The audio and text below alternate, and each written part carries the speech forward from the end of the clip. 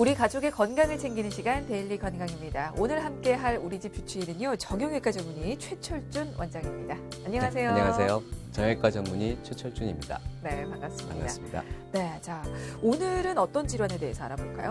오늘 준비한 주제는 통풍성 관절염입니다. 네. 통풍은 말 그대로 바람만 스쳐도 아프다는 뜻인데요.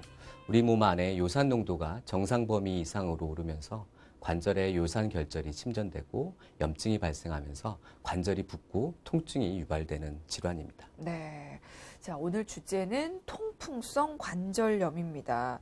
이게 역사적으로 잘 먹고 부유했던 로마의 황제가 자주 걸려서 이게 황제병이라고도 불리는데요. 식습관과 어떤 연관이 있는지 어떻게 치료할 수 있는지 자세히 살펴보고 가도록 하겠습니다.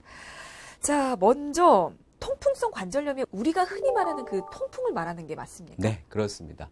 우리 몸의 요산 농도가 증가해서 요산 결절이 조직에 침착되게 되면 그 자체를 통풍이라고 하고요. 그중에서 그 침착되는 부위가 관절인 경우에 관절에 침착돼서 염증을 일으키는 것을 통풍성 관절염이라고 하는 겁니다.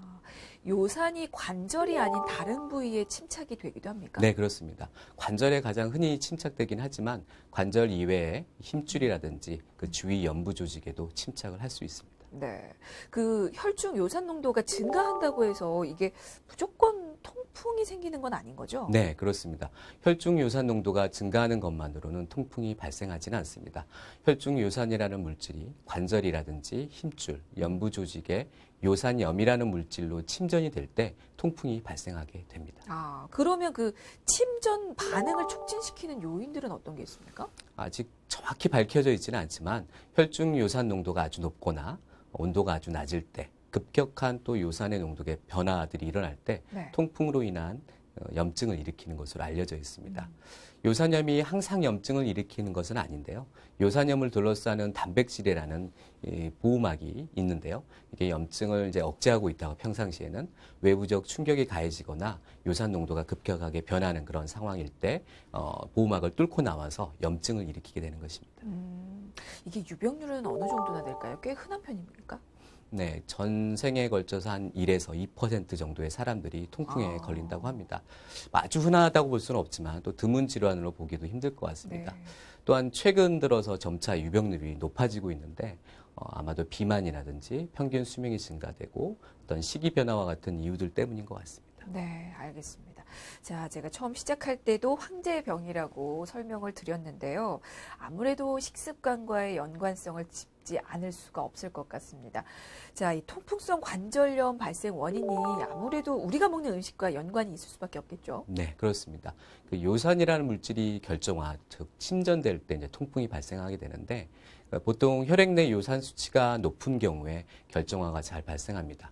우리가 먹는 그 단백질에는 퓨린이라고 하는 아미노산이 있는데요. 네. 그 퓨린을 우리 몸이 대사하고 생성되는 물질 중에 하나가 요산입니다. 네. 따라서 이렇게 단백질이 아주 풍부한 고기라든지 생선류, 맥주를 많이 마시는 경우에 요산 수치가 올라갈 수 있고 이런 이제 요산은 또한 신장을 통해서 우리 몸에서 배설이 되는데 신장에서의 그 배설 기능이 떨어지게 되면 또 요산 수치가 올라가서 통풍을 일으킬 수 있습니다. 보통 이제 신장에서 적절한 배출이 일어나지 않아서 발생하는 경우가 통풍의 한 90% 정도를 이루고요. 식이에서 요산이 많이 생산되어서 통풍이 발생하는 경우가 한 10% 정도가 됩니다. 이게 신장에 문제가 있어서 통풍이 오기도 하잖아요. 네, 그렇습니다. 그 반대의 경우는 어떻습니까? 그러니까 통풍 때문에 신장에 이상이 오기도 할까요? 통풍 흔히 이제 발생하지는 않습니다. 네네. 하지만 신장이나 어떤 이제 소변이 흐르는 요관에 요산 결절이 침착돼서 세뇨관이 이렇게 폐쇄되게 막히게 되면 신장 기능이 급작스럽게 떨어지는 경우도 있습니다. 이러한 신장 합병증은 아주 심각한 결과를 초래하기 때문에 주의를 요합니다. 그렇군요. 그 유전적인 요인은 어떻습니까? 영향이 있습니까? 네, 유전적 요인도 크다고 볼 수 있습니다. 네. 우리 몸의 요산 농도의 한 60% 정도는 유전적 요인이라고 알려져 있습니다. 네. 알겠습니다. 자, 신장에서 적절한 배출이 일어나지 않아서 발생하는 경우가 대부분인데 술과 고기와도 연관이 있다고 설명을 해 주셨습니다. 그래서 그런지 이 통풍성 관절염이 사실은 중년 남성에게 좀 흔한 질환으로 알려져 있거든요. 그렇습니다. 실제로는 어떻습니까? 네, 통풍 환자의 한 95% 정도가 남성으로 알려져 있습니다. 그렇군요. 환자의 대다수는 중년 남성으로, 특히 남성은 요산 제거 능력이 나이가 들수록 보통 감소하게 되는데 반해서 여성들은 폐경 이전까지 요산 배출 능력이 유지되기 때문에 남성에서 더 흔하다고 하고요. 거기에 이제 비만이라든지 어떤 식이 습관들이 복합되면서 40대 남성에서 흔하게 발생하지 않을까 생각이 됩니다. 이게 증상은 어떤 식으로 나타나나요? 통풍은 보통은 이제 무증상 고유산 혈증으로 나타나기도 하고요. 네. 급성 통풍성 관절염, 그리고 이어서 간헐기 통풍이라든지 마지막 만성 결절성 통풍 등의 전형적인 4단계를 거치게 됩니다. 이게 단계별로 나타나는 증상이 다르군요. 네, 그렇습니다. 자, 그러면 진행 단계별로 좀 자세히 보도록 하겠습니다. 일단은 무증상 고유산 혈증, 이건 어떤 상태인 거죠? 네, 혈중 요산의 농도는 증가되어 있긴 하지만 아직 증상이 나타나지 않은 상태이고요. 네. 고유산 혈증이 있는 대부분의 사람들은 거의 평생 동안 특별한 증상을 호소하지는 않습니다. 그러니까 1단계라고 볼 수가 있겠군요. 네, 그렇습니다. 알겠습니다. 그러다가 급성기에 들어서면 이제 어느 순간 갑자기 통풍과 같은 증상들이 나타나기 시작하는 겁니까? 그렇습니다. 그 급성 통풍성 관절염은 통풍의 가장 특징적인 증상으로 급성 염증이 발생하는 것입니다. 첫 번째 발작은 보통 하나의 관절을 침범하고 전신 증상은 없는 편이지만 그 후에 이제 발생하는 발작들은 여러 관절도 침범하고 열이 동반되기도 합니다. 엄지발가락이 가장 흔하게 침범되는 관절이긴 하지만 그 외에도 사지관절 어디에나 침범할 수 있습니다. 급성 통풍성 관절염 단계에서 발작은 이게 어느 정도나 진행이 되나요? 금방 괜찮아지기도 합니까? 대부분은 첫 번째 급성 통풍 발작은 갑자기 발생하긴 한데 네. 침범된 관절은 보통 수시간 이내에 뜨거워지고 붉게 변하고 부어오르고 극심한 통증이 발생합니다.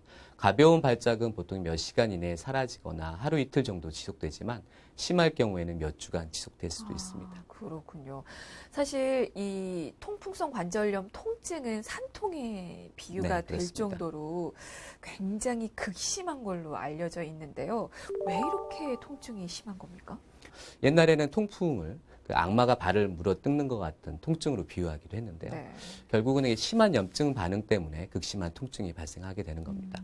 요산 결정체가 관절 안으로 배출되면 백혈구가 요산 결정체를 처리하게 되는데 이때 백혈구로부터 여러 가지 염증 물질이라든지 분해 요소들이 발생하면서 심한 염증을 일으키게 돼서 극심한 통증이 발생하게 되는 겁니다. 그렇군요. 자, 지금 통풍성 관절염 진행 단계별로 증상 살펴보고 있습니다. 1단계는 무증상 고유산 혈증이었고요. 2단계가 급성 통풍성 관절염. 2단계를 지나면 지금 간헐기 통풍 단계로 네, 접어드는 그렇습니다. 거죠. 이거는 어떤 상태인 거죠? 간헐기 통풍 말 그대로 이제 통풍 발작 사이에 증상이 없는 기간을 말합니다. 네. 일부 환자들에서는 발작이 다시 나타나진 않지만 대부분의 환자들은 6개월에서 한 2년 사이에 두 번째 발작이 발생한다고 합니다. 그렇군요.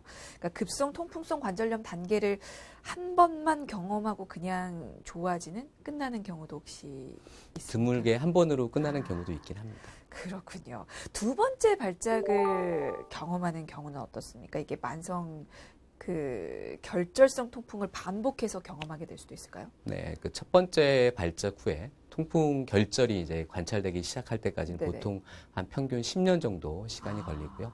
20년 정도 지나고 나면 4분의 1 정도의 환자에게서 결절이 나타난다고 합니다. 통풍 결절은 귓바퀴에서 가장 흔하게 발견되고요. 귓바퀴 이외에도 손가락이라든지 손, 발가락, 발목, 무릎 등의 아주 비대칭적이고 울퉁불퉁한 이 덩어리를 형성하게 됩니다. 결절의 형성은 서서히 일어나며 비록 결절 자체의 통증은 약하더라도 침범 부위의 관절에 점진적으로 이게 뻣뻣해지게 되고요. 지속적인 통증이 발생하게 됩니다. 근데 보통 1, 2단계에서는 좀 무증상의 경우가 많다고 앞서서 말씀을 해주셨잖아요. 1단계에서는 그렇죠? 네, 그렇습니다. 1단계에서는 네. 주로 그렇군요. 네. 근데 이제 일반적으로 그러면 어떤 증상이 나타났을 때 이 통풍성 관절염을 의심을 해볼 수 있을까요? 결국은 염증, 급격한 염증인데요. 보통은 엄지발가락에 가장 많이 흔히 발생하게 됩니다. 그래서 갑자기 엄지발가락 부위가 뜨거워지고 붉게 변하고 부어오르고 극심한 통증이 발생하는 경우에 첫 번째로 의심해 볼 수 있습니다. 만약에 의심이 돼서 병원에 가면 검사들은 어떤 것들이 진행이 됩니까? 결국 이제 원인을 정확히 찾기 위해서 혈액 검사를 통해서 염증 정도의 수치, 염증 정도를 보고요. 또 요산 수치를 또 확인을 해야 되고요. 네. 관절을 침범했을 경우에는 관절이 붓게 되는데 그런 경우에는 관절 천자를 통해서 관절액 내 요산 결절을 확인해서 확진할 수 있습니다. 만성기에는 결절로 인해서 뼈가 골 미란이라고 해서 뼈가 이렇게 약간 녹는 그런 증상도 나타날 수 있고 관절 파괴가 생길 수가 있어서 엑스레이 촬영도 꼭 필요합니다. 요산 결절이 확인이 되면 이제 통풍 진단을 네, 받을 그렇습니다. 수가 있군요. 네, 그렇습니다. 아, 근데 사실 이건 통증 때문에라도 좀 치료를 받으실 것 같긴 한데 네. 그럼에도 불구하고 혹시 몰라서 좀 질문을 드리겠습니다. 이게 만약에 그냥 두면 이게 관절이 아닌 다른 문제로 또 번질 수가 있는지 궁금한 게 이게 왜 치료가 필요한지도 좀 이유를 알려드려야 될 것 같아서요. 네.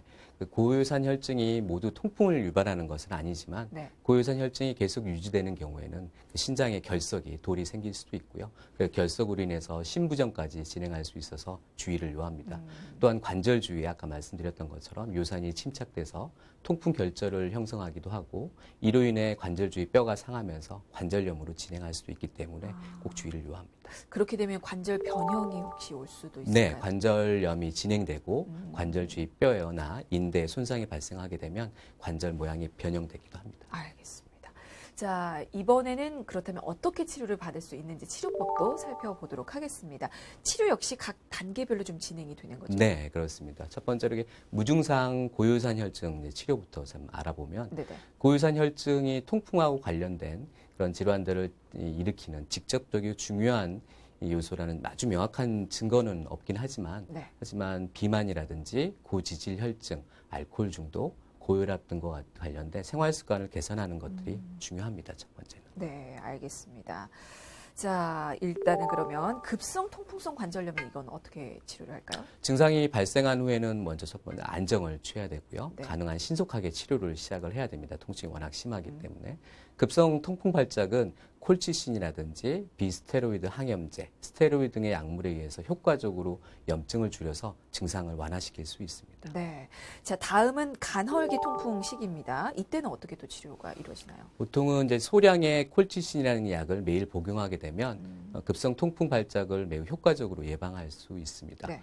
보통 3에서 6개월간 예방적으로 사용한 후에 이제 콜치신 복용을 중단할 수 있는데 이때 급성 통풍 발작이 다시 재발할 수 있기 때문에 좀 주의를 요합니다. 네. 또 이게 만성 결절성 통풍의 치료는 항고요산 혈증 약물을 이용해서 이 고요산 혈증을 조절하게 되면 요산이 조직에 침착되는 것도 예방하게 되고 혈중 요산 농도를 정상화시킬 수가 있습니다. 보통 이제 요산 생성을 줄이는 알로피리놀이라는 약이나 프로베네시드 같은 요산 배설 촉진제가 흔히 사용되게 됩니다. 네. 근데 보통 이 통풍성 관절염이 잘 안 낫는다.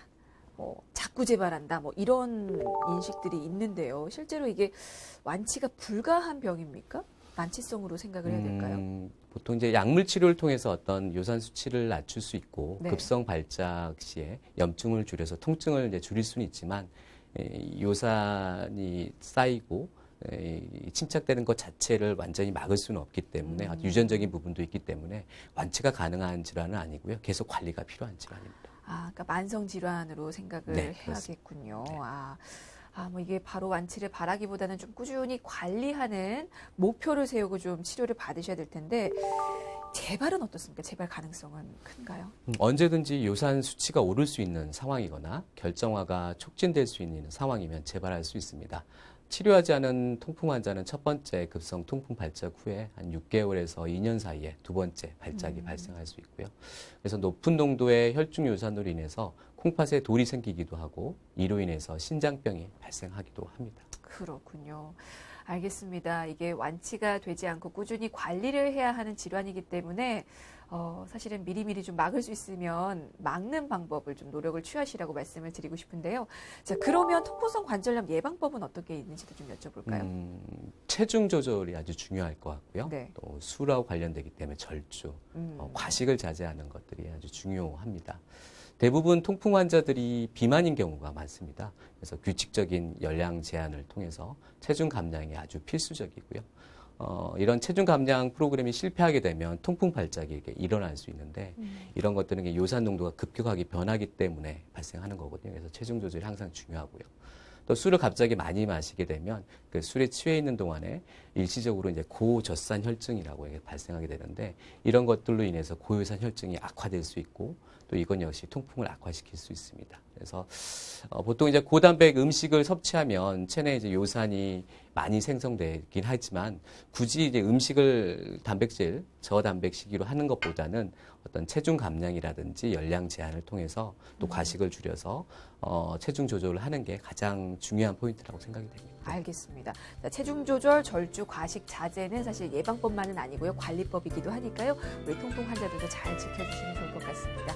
자, 오늘은 통풍성 관절염에 대해서 살펴봤고요. 지금까지 정형외과 전문의 최철준 원장이었습니다. 말씀 감사합니다. 네, 감사합니다.